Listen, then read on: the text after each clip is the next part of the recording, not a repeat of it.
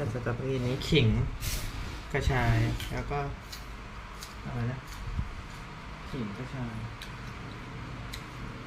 ขิงกระชาย ขิง กระเทียมขิงกระชายกระเทียมได้เหลือปลาอยู่ว่าเมื่อวานเธอไม่ได้กินปลาเหรอเราจะกินตอนนี้กลางวันนี้อ๋อวันนี้เมื่อวานผัดไทยเหลือนะก็กระเทียมมีอยู่นอกปะหรือว่าทุกนมหมดแล้วเหรออ๋อเธอใช้อันเก่าๆนะ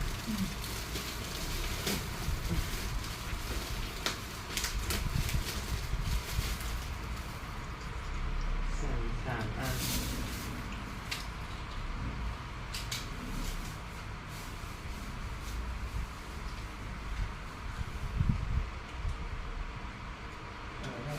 ผมกระชายกับขิงจะได้มีประโยชน์กับกระชายด้วย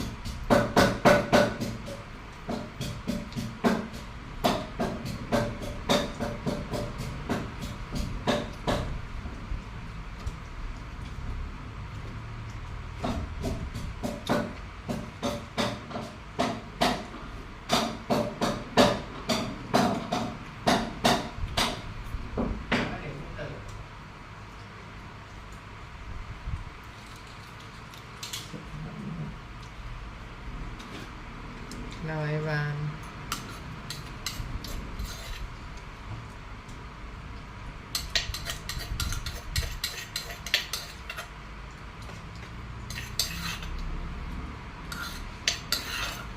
คุกกิ้ง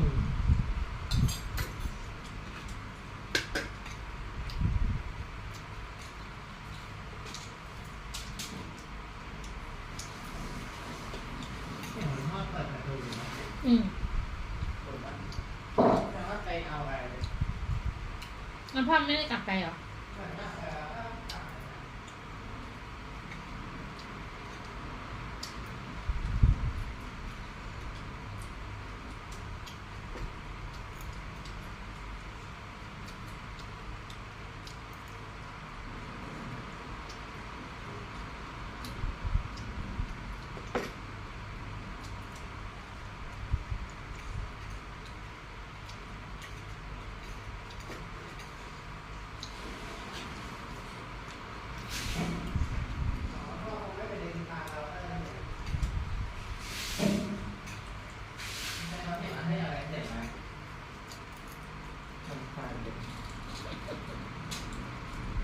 ใจเผ็ดแล้วนะเนี่ยเจดูไม่ได้ใครมาดึงเขาออกเอง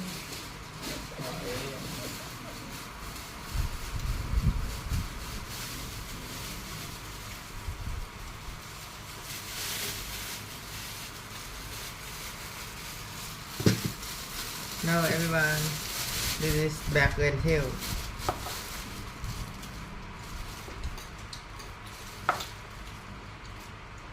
นี่ไงตัวหูที่เราใส่ผัดไทยสีเหลือง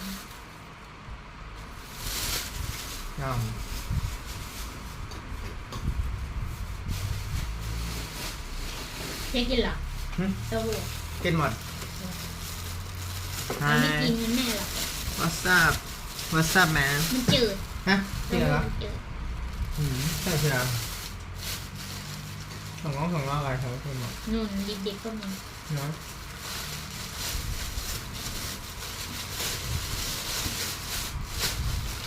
เขาชอบกินส้มโอไม่ใช่ครับแล้วก็ที่ศึกษามาเขาก็ไม่ได้บอกว่าส้มโอมีประโยชน์อะไรนะ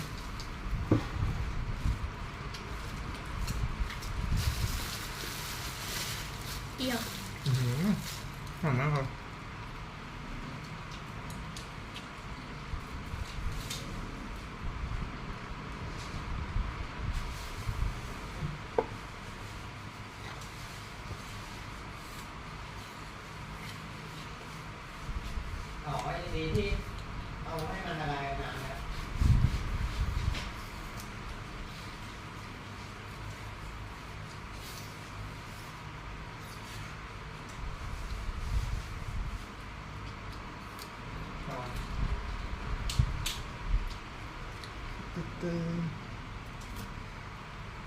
คนเข้ามาดูก็เมื่อกี้12 คนมาดูว่าเราทำอะไรดูเสร็จเขาก็ไป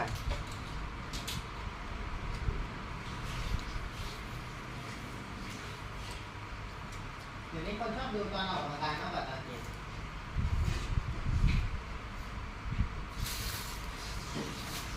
แต่ออกเพราะว่าเจกินเมนูทั้งออกกำลังกายวันนี้เกือบ3,000เมื่อวาน3ด้วย3วันนี้2ด้วย8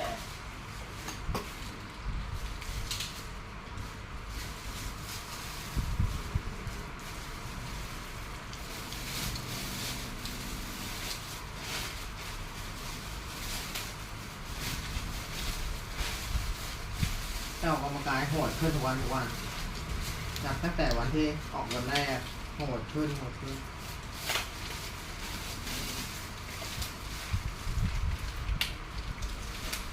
ความเข้มข้น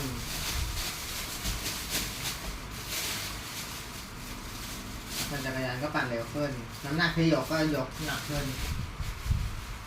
ถ้าปกติทำ10 ทีก็เป็น15 ทีเพิ่มความหนัก แม่กุ้งมันนี้ โอเคพี่นิด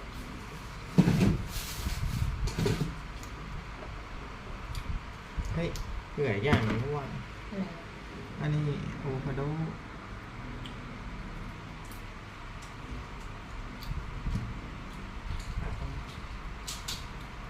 ใช้เวลาเสียบประมาณ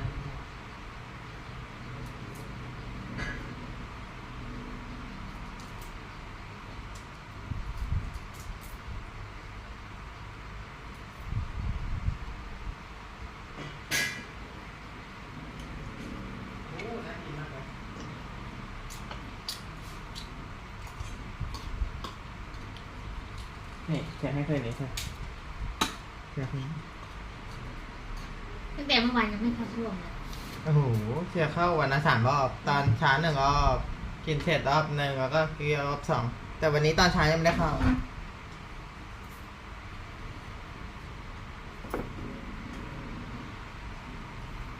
โอเค let's go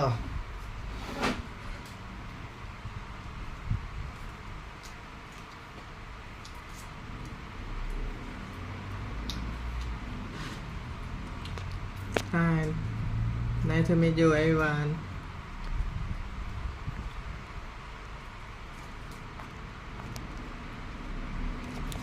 this is my second meal เฮ้ยใครโทรมา8 อาทิตย์ที่แล้วเนี่ย เอาอีกแล้วออกคนส่งของมั้งหน่อคนคีม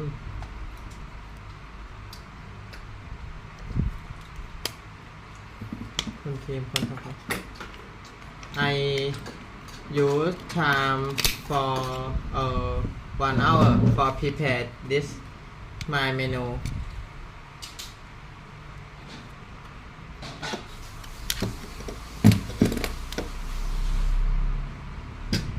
everyone you see me every day in every day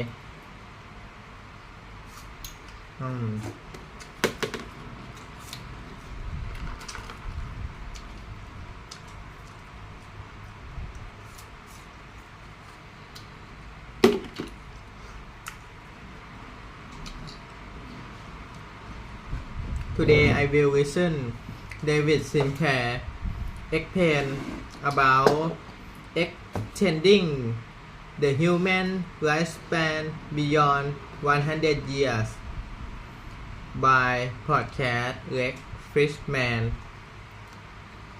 โอเค อันนี้มันกินได้จริงเหรอ The following is a conversation with David Sinclair. He's a professor in the Department of Genetics at Harvard and co-director of the Paul F. Glenn Center for the Biology of Aging at Harvard Medical School. He's the author of the book Lifespan and co-founder of several biotech companies. He works on turning age into an engineering problem and solving it, driven by a vision of a world where billions of people can live much longer and much healthier lives. Quick mention of our sponsors: ก็ดีกว่า Anand, นั่ง Clear, National Instruments, NI, Simply Safe, and Linode. Check them out in the description to support this podcast. As a side note, let me say that longevity research challenges us to think how science and engineering will change society. Imagine if we can live 100,000 years, even under controlled conditions, like in a spaceship, say, then suddenly a trip to Alpha Centauri that is 4.37 light years away takes a single human lifespan. And on the psychological, maybe even philosophical level, as the horizons of death drifts farther into the distance, how will our search for meaning change? Does meaning require death, or does it merely require struggle? Reprogramming our biology will require us to delve deeper into understanding the human mind and the robot mind. Both of these efforts are as exciting of a journey as I can imagine. This is the Lex Friedman Podcast, and here is my conversation with David Sinclair. I usually feel like the same person when I was 12. Like right now, as I think about myself, I feel like exactly the same person that I was when I was 12, and yet I am getting older, both body and mind, and still feel like time hasn't passed at all. Do you feel this tension in yourself that you're the same person and yet you're aging? Yeah, I have this tension that I'm still a kid, but that helps in my career. Scientists need to have a wonder about the world, and you don't want to grow up. 12-year-olds, and even younger, I would say 6, 7-year-olds, I've still got that boy in me, and I can look at things. It's a gift, I think, that I can see things for the first time if I choose to, and then explain them as I would to a 6-year-old, because I am that mentally. But on the other hand, I'm getting older, right? I run a lab of 20 people at Harvard. I've got a book, I've got science to do, companies to run, and so I have to, and on most days, just pretend to be a grown-up and be mature, but I definitely don't feel that way. There's something I really appreciated in the opening of your book. You talked about your grandmother, and on this kind of theme, on this kind of topic, she first of all had a big influence on you. My grandmother had a big influence on me. And you also mentioned this poem by the author of Winnie the Pooh, Alan Alexander Milne. Maybe I can read it real quick, because I on the topic of being children, when I was 1, I had just begun. When I was 2, I was nearly new. When I was 3, I was hardly me. When I was 4, I was not much more. When I was 5, I was just alive, but now I am 6. I am as clever, so I think I'll be 6 now, forever and ever. So this idea of being 6 and staying 6 forever, being youthful, being curious, being childlike, this and other things, what influence has your grandmother had on your thinking about life, about death, about love? Yeah, I was getting misty-eyed as you read that, because that poem was read to me very often, if not every day, by my grandmother, who partially raised me. And she was as much a bohemian as an artist, philosopher, and she's one of those people that wouldn't talk about the little things. She said, I hate small talk. Don't talk to me about politics or the weather. Yeah, talk to me about human beings and culture. So I was raised on that, and this poem was one that she read to me often, because she knew that the mind of a child is precious, it's honest, it's pure. And she grew up during the Second World War, and in Hungary and Budapest witnessed the worst of humanity. She was trying to save a whole group of Jewish friends in her apartment, saw what happened after the World War, which was there was the Russians were in control, and locals weren't necessarily treated well if they were rebellious, which she was. And then there was the revolution in '56, which she was part of and had to escape the country. So she saw what can happen when humans do their worst. And her words to me, expressed in part through that. Same person when I was 12. Like right now, as I think about myself, I feel like exactly the same person that I was when I was 12. And yet, older, both body and mind, and still feel like time hasn't passed at all. Do you feel this tension in yourself that you're the same person and yet you're aging? Yeah, I have this tension that I'm still a kid, but that helps in my career. Scientists need to have a wonder about the world, and you don't want to grow up. 12-year-olds, and even younger, I would say 6-7-year-olds, I've still got that boy in me, and I can look at things. It's a gift, I think, that I can see things for the first time if I choose to, and then explain them as I would to a 6-year-old, because I am that mentally. But on the other hand, I'm getting older, right? I run a lab of 20 people at Harvard.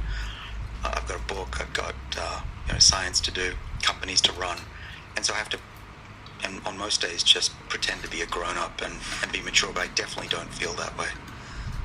There's something I really appreciated in the opening of your book. You talked about your grandmother, and on this kind of theme, on this kind of topic, she first of all had a big influence on you. My grandmother had a big influence on me. And you also mentioned this poem by the author of Winnie the Pooh, Alan Alexander Milne.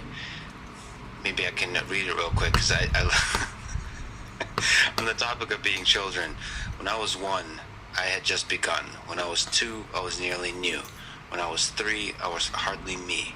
When I was 4, I was not much more. When I was 5, I was just alive, but now I am 6. I am as clever, so I think I'll be 6, now, forever and ever. So this idea of being 6 and staying 6 forever, being youthful, being curious, being childlike, this and other things, what influence has your grandmother had on your thinking about life, about death, about love? Yeah, I was getting misty-eyed as you read that, because that poem was read to me very often, if not every day, by my grandmother, who partially raised me. And she was as much a bohemian as an artist, philosopher, and she's one of those people that wouldn't talk about the little things. She said, I hate small talk. Don't talk to me about politics or the weather. Yeah, talk to me about human beings and culture. So I was raised on that, and this poem was one that she read to me often, because she knew that the mind of a child is precious, it's honest, it's pure. And she grew up during the Second World War, and in Hungary and Budapest witnessed the worst of humanity. She was trying to save a whole group of Jewish friends in her apartment, saw what happened after the World War, which was there was the Russians were in control, and locals weren't necessarily treated well if they were rebellious, which she was. And then there was the revolution in '56, which she was part of and had to escape the country. So she saw what can happen when humans do their worst. And her words to me, expressed in part through that poem, was, David, always stay young and innocent and have wonder about the world, and then do your best to make humanity the best it can be. And that's who I am. That's what I live for. That's what I get up in the morning to do, is to leave the world a better place and show to whoever's watching us, whether it's aliens or some future human historian, that we can do better than we did in the 20th century. You know, we mentioned offline this idea of bringing people back to life through artificial intelligence. Sort of, I don't know if you've seen videos of basically animating people back to life. Meaning, whether it's, for me personally, I've been working on specifically about Albert Einstein, but also Alan Turing, Isaac Newton, and Richard Feynman. And it's an opportunity to bring people that meant a lot to others in the world, and animate them and be able to have a conversation with them. At first, to try to visually explore the full richness of character that they had as they struggle with the ideas of the modern age. Sort of, it's less about bringing back their mind and more bringing back the visual quirks that made them who they are. And then maybe in the future, it's using the textual, the visual, the video, the audio data to actually compress down the person for who they are and be able to generate text. There's a few companies, there's Replica, which is a chat engine that was born out of the idea of bringing the founder lost her friend he got ran over by a car, and the initial reason she founded the company was try to just have a conversation with her friend. She trained a machine learning natural language system on the text that they exchanged with each other, and she had a conversation with him sort of after he was gone, and it's very the conversation was very trivial. It was obvious that it's AI agent, but it gave her solace. It made her actually feel really good, and that's the way I wonder if it's possible. คนเถื่อนมีของอะไรมาส่งให้เขาของอันใหญ่เดี๋ยวเขาก็วางไว้ฮะ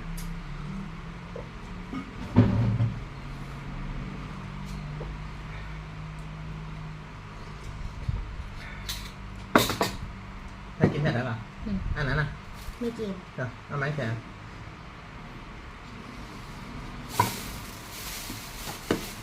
อันนี้อ่ะ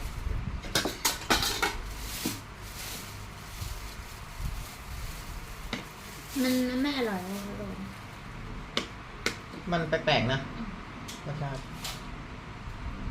Bring back people that mean something to us personally, not just Einstein, but people that we've lost, and in that way achieve a kind of small artificial immortality. I don't know if you think about this kind of stuff. Well, I definitely think about a lot of things. That one's a really good one. There's a great Black Mirror episode. And in that way achieve a kind of small artificial immortality. I don't know if you think about this kind of stuff. Well, I definitely think about a lot of things. That one's a really good one. There's a great Black Mirror episode about the wife who brings back the boyfriend or husband. I think one of the challenges with bringing back Richard Feynman would be to capture his sense of humor. But that would be awesome.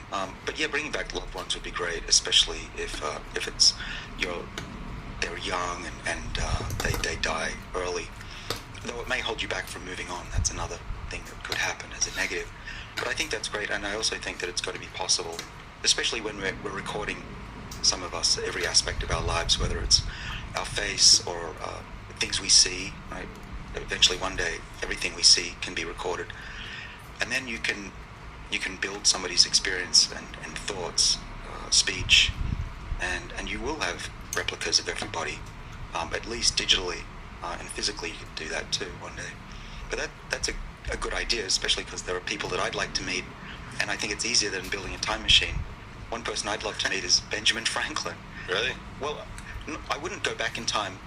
I would, but I'd prefer to bring him into the future and say, can you believe we have this thinking machine in our pockets now? And he just see the look on his face as to where humanity has come, because I think of him as a modern guy that just was before his time. Yeah, so you're thinking Benjamin Franklin, the scientist, not Benjamin Franklin, the political thing, because he'd be very upset with Congress right now.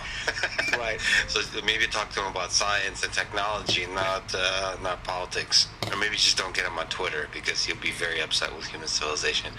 I wonder what their personalities are like. Isaac Newton, it does seem complicated to figure out what their personality is like. Even Friedrich Nietzsche, who I also thought about. Feynman is, we just have enough video where we get the full kind of, it shows you how important it is to get not the official kind of book level presentation of a human, but the authentic, the full spectrum of humanity. You mentioned collecting data about a person, like collecting the whole thing. The whole of life, the ups and downs, the embarrassing stuff, the beautiful stuff, not just the things that's condensed into a book. And then with Feynman, you start to see that a little bit through conversations. You start to see peaks of like that genius, and then through stories about him from others. And then certainly the sad thing about Alan Turing, for example, is there's very little, if any, recording of him. In fact, I haven't been able to find recording. Allegedly, there's supposed to be a recording of him doing some kind of radio broadcast, but I haven't been able to find anything. And so that's truly sad. That it feels like it makes you realize how the upside, how nice it is to collect data about a person, to capture that person. that's the upside of the modern internet age, the digital age, that information, creates a kind of immortality. And then you can choose to highlight the best parts of the person, maybe throw away the ugly parts, and celebrate them even after they're gone. So that's a really interesting opportunity. You've also mentioned to me offline that you're really excited about all the different wearables and all the different ways we can collect information about our bodies, about the whole thing. What's most exciting to you in terms of collecting the biological data about a human being? Well, so I'm a biologist. I find animals and humans as machines very interesting. That's one of the reasons I didn't become an engineer or a surgeon. I wanted to understand how we actually are built. And so I think a lot about machines merging with humans. And the first of that are the biowearables. And so I talked a lot about this. I wrote about it in Lifespan, the book, and pictured a future where you would be monitored constantly so that you wouldn't suddenly have a heart attack. You'd know that was coming, or you wouldn't go to the doctor and they don't know if you need an antibiotic or not. Long term, how old are you, how to fix things, what should you eat, what should you take, what should your doctor do. These devices, I predicted, would be smarter, better educated than your physician, and would augment them, and then there'd be a human that would just tick off to see if it's correct and they approve.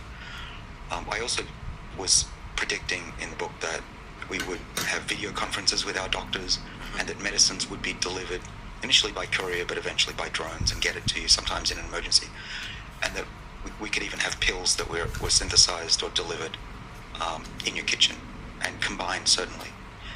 What's amazing about that is that, what are we now, 2 years since the book came out, even less, and that future is basically here already. COVID-19 accelerated that incredibly. So where we're at now in society is, if you want to pay for it, you can have a blood test that will detect cancer 10, 20 years earlier than it would before it forms a tumor. You can, of course, do your genome very cheaply for less than $100 now. There are biowearables already. I wear this ring from Aura that I have a number of years of data. I've been doing blood tests for the last 12 years with a company called Inside Tracker, which I consult for. And so I have all of that data as well, and there's 34 different parameters on my testosterone, my blood glucose, my inflammation. And I use all that data to, of course, I wear a watch that measures things as well. I use that data to keep my body in optimal shape. So I'm now 51, and according to those parameters, I'm at least as good as someone in their early 40s. And if I really work at it, I can get my biochemistry down to early to mid 30s. Though I like to, now eat a little dessert once in a while. So that's the future we're in right now. Anyone can do what I just said. But in the very near future, just in the next few years, you can be wearing wearables. So I'm currently wearing a little, what's called a bio sticker. This one I just put on last night. It's about an inch long, a few millimeters. For people just listening, it's on David's chest. Yeah. It's just how does it attach? It's just kind of... It sticks on. Sticks on. Yeah, so on one side you have an on button that you press, the lights come on, flashes 4 times, it's good to go. It immediately syncs to your phone. And this one, it's called a Bio Button, nice name. And there's another one that I haven't tried yet that does EKG on your heart. This is mainly for doctors to monitor patients that go home after a heart attack or surgery. But that's medical grade, FDA approved device. So there will be a day, in fact it's already here, that doctors are using these to get patients to go home and save a week in hospital, $2,000 at least for each patient. That's massive savings for the hospital.